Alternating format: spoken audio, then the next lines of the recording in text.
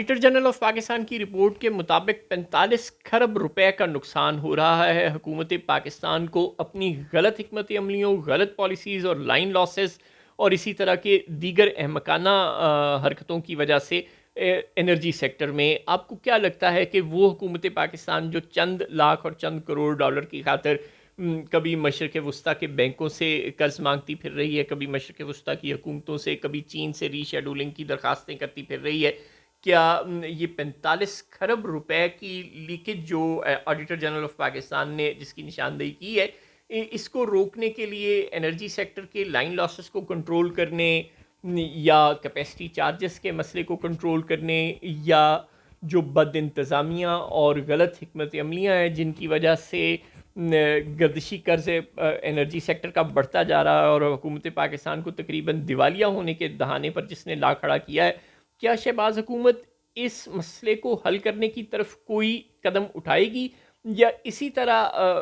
जो खसारा है मुल्क का माशी खसारा उसको दूर करने का उसे सिर्फ एक ही तरीका आता है कि कर्ज मांगती रहे बैरूनी दुनिया से, बैरूनी दुनिया के बैंकों से, और इसके अलावा अपने घर को इन ऑर्डर करने की कोई कोशिश क्या शहबाज हुकूमत करेगी? मेरे वालों बिल्कुल ना ही समझो। शायद शहबाज हुकूमत की कैपेसिटी का मसला है ये, उसके पास शायद ये कैपेसिटी ही नहीं है, उसके पास ज़ाहिर है इतना जिगर पिता दिल भी नहीं है कि वो ये सिवाय इसके कि प्राइवेटाइजेशन की पॉलिसी को आगे बढ़ाती चली जाए। और वो ये चाहती है कि हमसे तो ये इदारे ठीक नहीं होते, हम इन्हें प्राइवेटाइज़ कर देते हैं तो उसके बाद जो इनकी नई मैनेजमेंट आएगी, जो लोग इन्हें ख़रीदेंगे वो इन्हें खुद ही ठीक कर लेंगे। ऐसे पाकिस्तान में हुआ नहीं करता। हमने देखा कि KESC जिसकी हम बार बार मिसाल देते हैं, जिसे मियाँ नवाज शरीफ ने 1998-99 में प्राइवेटाइज़ किया था, जिसकी प्राइवेटाइजेशन आज तकरीबन 25 साल पुरानी कहानी हो चुकी है और वो भी नून लीग की हुकूमत ने की थी। और आपको ये भी याद दिला दें कि 1998-99 की नवाज शरीफ की हुकूमत आज जैसी हुकूमत नहीं थी जो पीपल्स पार्टी और MQM की बैसाखियों पर खड़ी है और बिलखसूस इस्टेब्लिशमेंट की बैसाखियों पर खड़ी है। 1998-99 की नवाज शरीफ की हुकूमत भारी मैंडेट वाली हुकूमत थी। उस ज़माने में कौमी असम्बली की 207 नशस्तें हुआ करती थी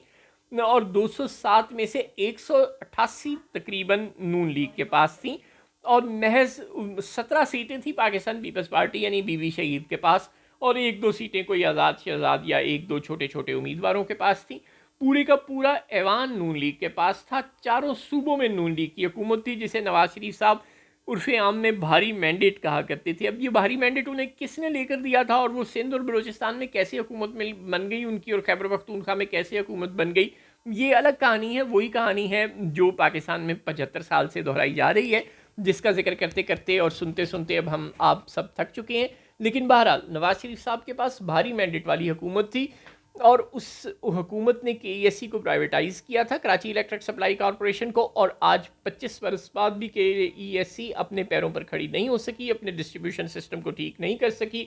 अपनी अच्छी तारें, अच्छे कंडक्टर नहीं डाल सकी, अच्छे खंबे नहीं लगा सकी, अच्छे ट्रांसफार्मर नहीं लगा सकी, अच्छे नए ग्रिड स्टेशन नहीं बना सकी। आज भी KESC के कंट्रोल रूम्स में ग्रिड स्टेशन में जाने से लाइनमैन और इंजीनियर्स और टेक्नीशियन डरते हैं। आज भी वहाँ नंगे तार और खौफनाक किस्म के 50 साल पुराने तार ऐसे हैं जिनको हाथ लगाने से वहाँ का अमला भी डरता है और किसी को कुछ पता नहीं कि कौन सी तार कहाँ से आ रही है और कहाँ से कहाँ जा रही है। आज भी KESC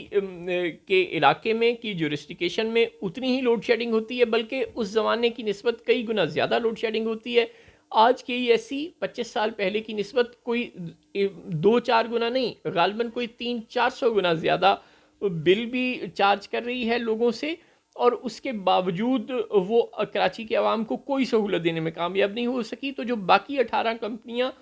जो डिस्ट्रीब्यूशन कंपनियां हैं, डिस्कोस, जिन्हें अब आप प्राइवेटाइज़ करने जा रहे हैं, चाहे वो फेस्को हो, चाहे लेस्को हो, चाहे कैपको हो, चाहे वो जो भी कंपनी हो, आपको क्या लगता है कि उनकी प्राइवेटाइजेशन मसाइल हल कर देगी? ज़ाहिर है नहीं कर देगी। जब इन कंपनियों पर इतना इतना कर्ज होगा और जब इनका पूरे का पूरा इक्विपमेंट रिप्लेस और ओवरहाल होने वाला होगा, तो कौन इन्वेस्टर पाकिस्तान में ऐसा है जो इस सब को अपग्रेड करने के लिए इन्वेस्टमेंट करेगा अपनी जेब से? ज़ाहिर है जो भी इन्हें ख़रीदेगा वो कहेगा कि बस अब हम मुनाफा कमाने की कोशिश करें, हमने इतनी ज़्यादा भारी कीमत देकर सरकार को ये कंपनियां ख़रीदी हैं, अब हम बिल लेते हैं, बिलों की कीमत तो यहाँ बढ़ाना मसला ही नहीं है। اب ہم اپنا 5-10 سال تو چپ کر کے یہ جو ہم نے پیسے بھرے ہیں حکومت سے ان کمپنیوں کو خریدنے میں، 5-10 سال تو چپ کر کے بل لیتے ہیں اور اپنا یہ منافع کماتے ہیں، یہ حساب برابر کرتے ہیں جن پیسوں سے ہم نے خریدا ہے اتنے پیسے تو پہلے اپنی جیب میں ڈالتے ہیں، پھر بعد میں دیکھیں گے. تو یوں بات کرتے کرتے 25-30 اور 50 سال گزر جائیں گے اور یہ کمپنیاں بھی شاید اپنے سسٹم کو اپ گریڈ نہ کریں پرائیویٹائز ہونے کے باوجود بھی. کم از کم پاکستان کی تاریخ